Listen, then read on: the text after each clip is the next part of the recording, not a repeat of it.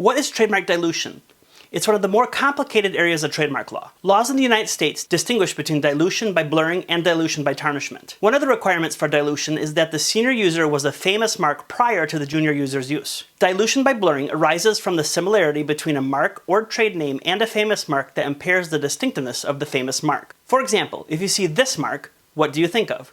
Probably Coca-Cola. Coca-Cola opposed the registration of this mark, arguing it would dilute its famous script mark by blurring, even though consumers may not be confused as to the source. Some commentators have suggested that trademark blurring is not real, and it's unlikely that big brands have actually been damaged by junior users.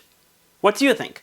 Let me know in the comments below. Dilution by tarnishment arises from the similarity between a mark or trade name and a famous mark that harms the reputation of the famous mark. This could relate to the poor quality or the sale of goods or services that the owner of the mark may be morally offended to have the brand be associated with. For example, Jack Daniel's raised dilution claims against the Bad Spaniels toy made by VIP Products. Even though consumers may not be confused as to the source of the dog toy, the brand itself could be tarnished by the poop jokes. At one time, the New York Hotel and Casino called its Players Club the New York Slot Exchange. The New York Stock Exchange was not amused and it sued. You may also remember the toy store Toys R Us. When Adults R Us was used to sell adult sexual products, this tarnished the famous R Us family of trademarks, which are used to sell toys for children. In another case involving a dog toy, the Fourth Circuit held that chewy Vuitton dog toys did not dilute the famous brand and was instead a successful parody of Louis Vuitton. McDonald's is an example of a famous mark that seems to oppose everything with a Mick or Mac.